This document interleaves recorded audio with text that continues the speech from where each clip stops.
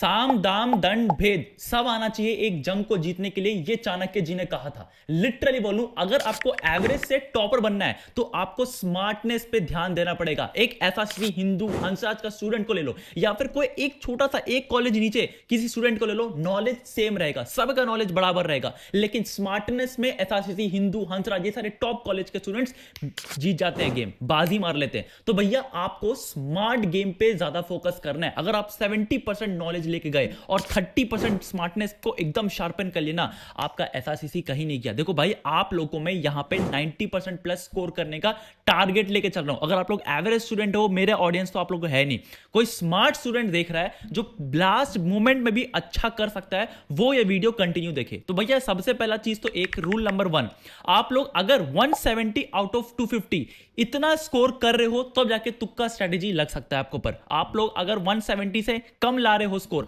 तुक्का स्ट्रेटेजी आपके लिए नहीं लगेगा। और तुक्का भी बहुत साइंटिफिक वे है, मतलब पूरा रिसर्च करके बनाया गया है। ऐसा हवाबाजी में ये वीडियो नहीं बना रहा हूं, हवाबाजी में आपको बता नहीं रहा हूं कि भैया एबीसीडी में कोई भी सेलेक्ट कर लेना और आपका आंसर आ जाएगा। नहीं भाई, बहुत साइंटिफिक वे है और इसको शार्पन करके जाओ एग्जाम से पहले। आपका डेट शीट एडमिट कार्ड आते रहेगा, वो बात की बात है, जब एडमिट कार्ड आएगा बैठ जाना एग्जाम देने के लिए। ये होना चाहिए कॉन्फिडेंस आपके हाथ में और उसको अभी से प्रिपेयर करना चाहिए। तो एक पहला रूल तो ये, आपको अगर 170 से कम आ रहा है, आप लोग तुक्का स्ट्रेटेजी वीडियो मत देखो। लेकिन हालांकि मतलब एक प्रिपरेशन पॉइंट ऑफ व्यू से देख सकते हो, लेकिन आपको 170 से प्लस आ रहा होगा तो भी अप्लाई करना। और कितना क्वेश्चन में अप्लाई करना है, मैक्सिमम से मैक्सिमम 10 क्वेश्चन में आप अप्लाई कर सकते हो। मतलब ये तुक्का जो जितना भी 7 स्ट्रेटेजीज बताने वाला हूं, 7 पॉइंट्स बताने वाला हूं, वो सिर्फ 10 क्वेश्चन पे ही अप्लाई करना। उसके बाद से सारा गुड़गोबड़ हो जाएगा, मतलब सारा खराब हो जाएगा। और 10 क्वेश्चन क्या, मैं टारगेट लेके चलता हूं एग्जाम में सिर्फ 8 क्वेश्चन पे आप फोकस करेगा कि आप लोग ये सारी स्ट्रेटेजी लगा के एक पॉइंट में एक आंसर को सेलेक्ट करो। अब भैया वो 7 स्ट्रेटेजी क्या है? हाय गाइस, मैं मंजू शर्मा,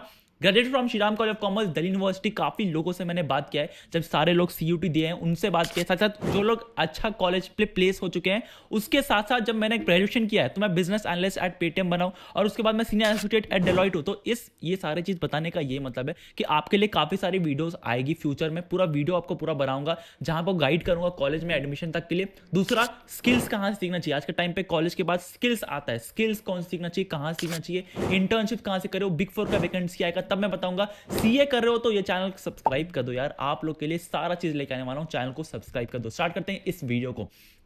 सबसे पहला चीज तो ये, एक कॉलेज का एडमिशन चल रहा है जो कि काफी ज्यादा आप लोग के लिए रिलेवेंट है, and that is Rishihood university's BBA in business technology and entrepreneurship. ये 3 साल और 4 साल का यूजी प्रोग्राम है और ये इंडिया का पहला बिजनेस और टेक्नोलॉजी को कंबाइन करके यूजी प्रोग्राम बनाया गया है। मैं आप लोग को ये क्यों रिकमेंड कर रहा हूं, इसमें अप्लाई कर लो। यहाँ पे इसका पैकेज बहुत अच्छा जाता है, average package 10 to 12 lakh per annum है, जो कि काफी ज्यादा बेहतरीन हो। और मैं इसका कॉलेज का एडमिशन चल रहा है, जो कि आप लोग को मैं प्रॉमिस किया था कि जब बेस्ट कॉलेजेस का आपका एडमिशन अपडेट आएगा तो मैं आपको अपडेट कर दूंगा। ऋषिवुड यूनिवर्सिटी का लिंक मैंने डिस्क्रिप्शन में डाल रखा है, जरूर से जाके आप लोग एनरोल करिए, एडमिशन के लिए अप्लाई कर दीजिए। अब यहां पे मैं क्यों बोलता हूं, क्योंकि यहां पे 5 करियर पाथवेज आपको बना देता है।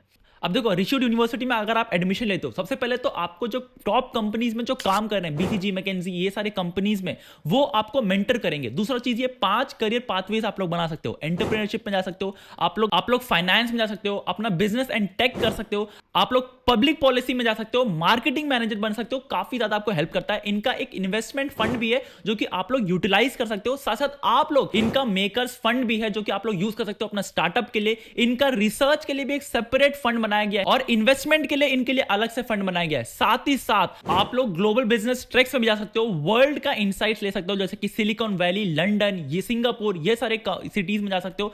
साथ साथ आप लोग एक्चुअल में हार्वर्ड मेंटर से पढ़ सकते हो, अंकुर वारिको से मिल सकते हो, मोतीलाल ओसवाल, ये सारे टॉप इन्वेस्टर से गाइडेंस ले सकते हो डायरेक्टली। तो ऋषिवुड यूनिवर्सिटी काफी ज्यादा बेटर है। लिंक मैं डिस्क्रिप्शन बॉक्स में डाल रखा है, जरूर जाके चेकआउट करो और एडमिशन के लिए अप्लाई करो। इसका बीबीए का प्रोग्राम चल रहा है, मिस मत करना। अब स्टार्ट करते हैं इस वीडियो को। सबसे पहला और बेसिक चीज, मैं एलिमिनेशन मेथड, जो काफी लोग बेसिक एलिमिनेशन मेथड बोलते हैं, वो मैं आपको नहीं बताऊंगा, एडवांस्ड एलिमिनेशन मेथड बताऊंगा। भैया एडवांस्ड एलिमिनेशन मेथड क्या होता है?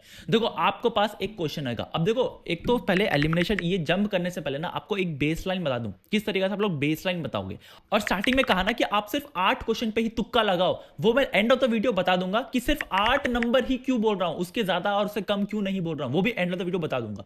लेकिन सबसे पहला चीज आपका बेस लाइन बता दो, फाउंडेशन बता दो। आपके पास 3 स्टेज होना चाहिए। देखो अगर आप लोग सीयूटी एग्जाम बैठे हो, एक स्मार्ट स्टूडेंट की तरह बैठना, ऐसा नहीं कि अंडर कॉन्फिडेंट होकर बैठो, एकदम स्मार्ट। मतलब आप जब एग्जाम दे रहे हो, आपके उस रूम में आपसे बेटर कोई स्टूडेंट है ही नहीं, उस कॉन्फिडेंस से बैठना। तो पहला चीज तो ये। दूसरा चीज ये कि जब आप लोग के पास 50 क्वेश्चन स्क्रीन पे दिखेगा, सबसे पहला चीज 1 से लेके 50 तक पूरा क्वेश्चंस देख लेना, और आपके पास 3 स्टेज बन जाएगा। एक माइंड में बनेगा कि भैया एक तो ये तो मुझे बहुत अच्छा इजी आता है, मतलब ये तो तुरंत मैं टिक कर सकता हूं, आंसर मुझे पता है। 1 से लेके 50 तक आपको 10 से 15 ऐसे क्वेश्चंस मिल जाएंगे जो डायरेक्ट क्वेश्चंस है, डायरेक्ट आपको आंसर पूछा गया और आप लोग इजीली सॉल्व कर लोगे। तो भैया 15 क्वेश्चंस को पहले सॉल्व कर लेना, उन पहला क्वेश्चंस को पहले सॉल्व कर लेना, क्योंकि उसका 10-15 क्वेश्चन है, आप लोग 10 मिनट में सॉल्व कर लोगे।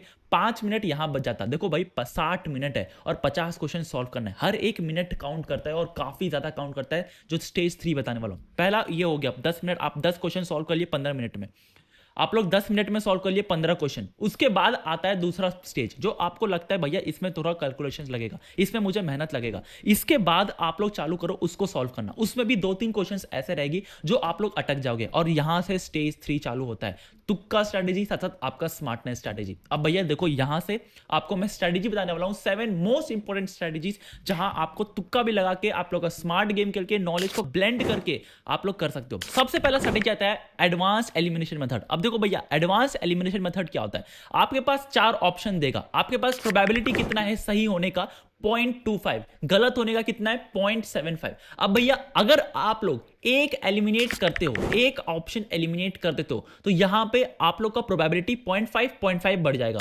तो भैया आप लोग क्या करो, एक एलिमिनेट जैसे कर लिए तो आपका प्रोबेबिलिटी बढ़ जाएगा। राइट होने का चांस कितना है 1/3, गलत होने का चांस कितना है 2/3, मतलब कि आपका प्रोबेबिलिटी बढ़ जाएगा। अब प्रोबेबिलिटी का गेम है, तो भैया अगर इसके बाद एक और एलिमिनेट कर देते हो मैक्स टू मैक्स, तो भैया आपका प्रोबेबिलिटी गेम बढ़ जाएगा, 0.5 या 0.5 रहता है। अब यहां पे एडवांस एलिमिनेशन मेथड क्या होता है, आपके पास जब एलिमिनेट कर रहे हो तो आंख बंद करना और एक बार चैप्टर के बारे में सोचना। एक क्वेश्चन रहेगा, मान लो कुछ भी डिमांड एंड सप्लाई का क्वेश्चन है, डिमांड एंड सप्लाई में कुछ ऑप्शंस दिया हुआ है, आपका डिमांड के पूछा गया है, डिमांड में कुछ कर्व्स पूछा गया था, उसका ऑप्शन दिया है। आप लोगों को पता है ये डिमांड एंड सप्लाई का चैप्टर का क्वेश्चन है, आप लोगों ने एक तो एलिमिनेट कर दिया, दूसरा 3 ऑप्शंस आपके पास रह गया। मैं मानता हूं 3 ऑप्शन आपके पास है। आंख बंद करना, एक बार चैप्टर को याद करना कौन सा चैप्टर से है और कहां से सेक्शन से है, और उसके बाद आंख खोलना, देखना आपके पास इंट्यूशन रहेगा कि 2 ऑप्शन आपको दिखेगा कि भैया ये सारे ऑप्शन में सही, ये 2 ऑप्शन ऐसा है जो कि एकदम सही होने वाला है, मतलब तीसरा ऑप्शन तो एलिमिनेट हो गया, 0.5 हो गया। इसको बोलते हैं elimination, advance elimination method with tag line, मतलब आंख बंद करके सोचने का। अब भैया मैं हवा में नहीं बोल रहा हूं, ये रिसर्च किया गया है। आप लोग सोच लो बाइक लेके आते हो, बाइक लेके आए, चाबी कहीं रख दिए और चाबी आप लोग भूल जाए, अगला दिन उठे सुबह उठ के और भूल गए। आप लोग क्या करते हो, पूरा घर ढूंढते हो, पर जब आंख बंद करके ध्यान से सोचते हो कि मैंने जब चाबी लेके आया घर में और उसके बाद कहां रखा, तो आपको एक ना पिक्चराइजेशन हो जाता है, माइंड में पिक्चराइजेशन हो जाता है कि हाँ भाई ये रूम में तो मैंने नहीं गया था, वो रूम में तो मैंने, वो कोना ऑफ द रूम तो नहीं गया था, वो कॉर्नर ऑफ द रूम तो नहीं गया था। तो भैया आपका ना कम होता जाता है स्पेस, और उसके बाद वो जगह में आप खोजते हो जहां पे आपका प्रोबेबिलिटी हाई रहता है, वो बोलता है एडवांस एलिमिनेशन मेथड। दूसरा मेथड आता है इंट्यूशन।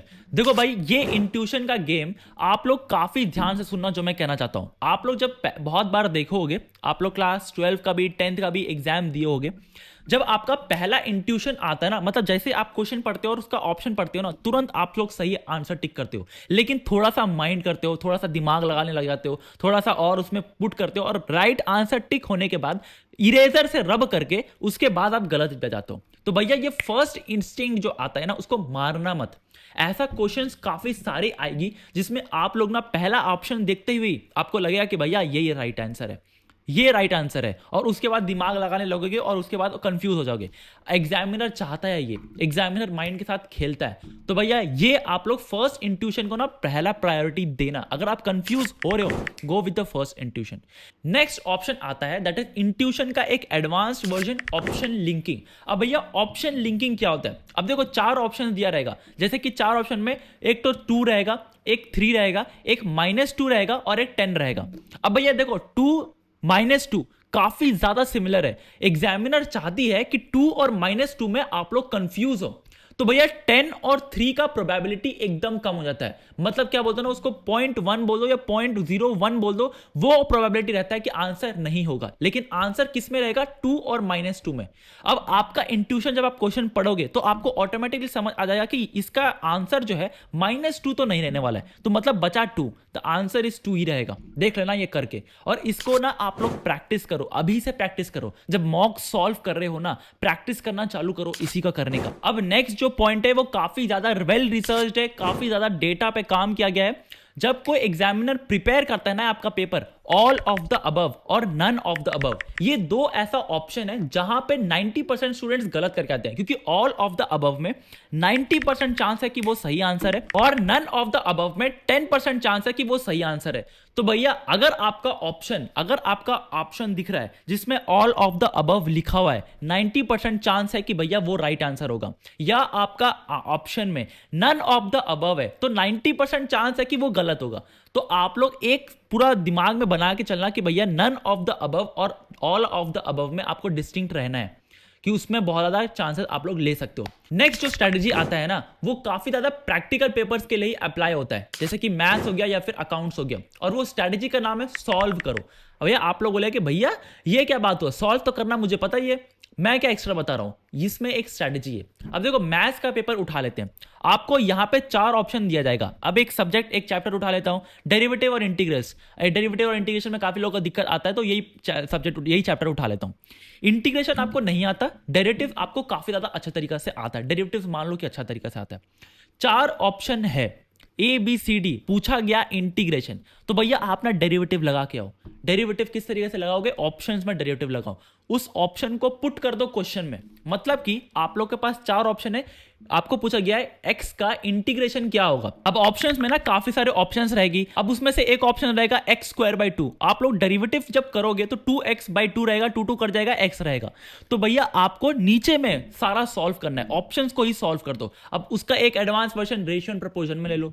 आपके पास x/y पूछा जाएगा, x/y फाइंड आउट करो। आप लोग का 4 ऑप्शन दिया जाएगा, चारों ऑप्शन पुट कर दो उस क्वेश्चन में, और देखो x/y एक अच्छा न्यूमेरिकल आ रहा है कि नहीं, वो सॉल्व हो रहा है कि नहीं, और उससे आपको आंसर मिल जाएगा। ये मैं काफी सारे बहुत सारे टेस्ट में किया हूं, और इसका आंसर मुझे तुरंत मिल जाता है। नेक्स्ट जो स्ट्रेटजी आता है, रिमूव एक्सट्रीम वैल्यूज। अब देखो एक एलिमिनेशन मेथड बताया था, ये उसका एडवांस वर्जन अगेन है, that is remove extreme values. देखो एनटीए चाहता है कि आप लोग अच्छा स्कोर करो, ये ऐसा नहीं है कि भाई सबको फेल करने बैठा है, आप लोग को चाहता है कि वो नंबर लेके आए आप लोग, और उसके लिए ना एक्सट्रीम वैल्यूज डाल देता है। अब ऐसे कुछ ऑप्शन रहेगा 1 2 3, और उसके बाद -100 डाल देगा, 200 डाल देगा, नन ऑफ द अबव लिख देगा। तो भैया आप लोग नन ऑफ द अबव, -100, 200 जो लिखा रहेगा उसको एलिमिनेट कर सकते हो।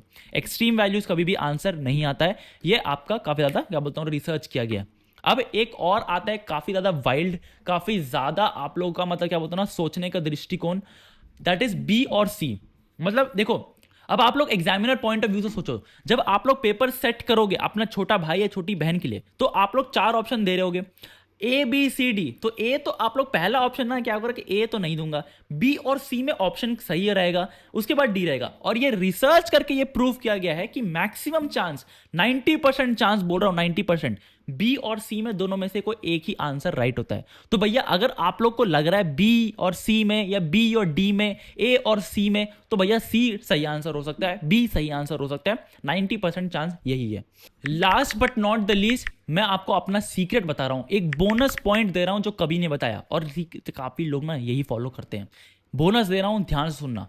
देखो भाई सबसे पहला चीज तो ये, आप अपना सिग्नल भेजना, अपना माइंड को ना सिग्नल दो कि आप लोग कुछ सॉल्व कर रहे हो। अब जैसे मैं जब क्या करता हूँ ना, सॉल्व करता हूँ ना एमसीक्यू, मैं अपना सीक्रेट बता रहा हूँ भाई, ध्यान सुन लेना। जब मैं एमसीक्यू सॉल्व कर रहा होता ना, और मुझे नहीं आता, मतलब ऐसा चैप्टर है जो बिल्कुल नहीं पढ़ा, मैं आंख बंद करता हूँ और वो सुनता हूँ। जब मैं क्या कर रहा था, मॉक्स जब लेक्चर देख रहा था, उस समय में क्या आ रहा था, क्या मेरे कान में आवाज तो आ रहा था ना। आपका सबकॉन्शियसली माइंड सुनता ही रहता है, कुछ ना कुछ आपका सराउंडिंग में सुनते रहता है। तो भैया आप लोग ना उसको ना आंख बंद करना और सोचना, जब लेक्चर देख रहे हो, मतलब सुनील पांडा सर का लेक्चर देख रहे हो, या रजत अरोरा सर का लेक्चर देख रहे हो, शिप्रा मिश्रा का, कुछ भी किसी का भी देख रहे हो, आप लोग आंख बंद करना और उसका ना रिकलेक्ट करने का सोच ट्राई करना उस मॉक्स का। आप लोग देखना अपने आप ना धुंधला धुंधला से ना आंसर दिखने लगेगा। तो भैया और आपके पास ऑलरेडी उसका एक ब्लूप्रिंट सामने है, मतलब 4 ऑप्शन दिया हुआ है, और आंख बंद करके अगर आप करोगे ना, थोड़ा सा सिग्नल भेजना चालू करो अपना माइंड को, देखना जोर लगाना माइंड में, और देखना थोड़ा बहुत आंसर दिखेगा, और उसके बाद एलिमिनेशन मेथड यूज करके, वो 7 स्ट्रेटेजी यूज करके जो मैंने पहले बताया उसको करके आप लोग पॉइंट पे पहुंच सकते हो। अब आपको मैं स्टार्टिंग ऑफ द वीडियो कहा था कि 8 क्वेश्चंस में ही अप्लाई करना, ये भूलना मत भैया, 8 क्वेश्चंस में ही अप्लाई करना है। देखो भाई, अगर आप लोग छोड़ के आओगे तो 0 मिलेगा, लेकिन 8 में से मान लो आप लोग 8 में से सिर्फ 2 सही करके आओ, 5 + 5 10 नंबर आपको मिला, 6 गलत किए मतलब -6, और दैट इज 4।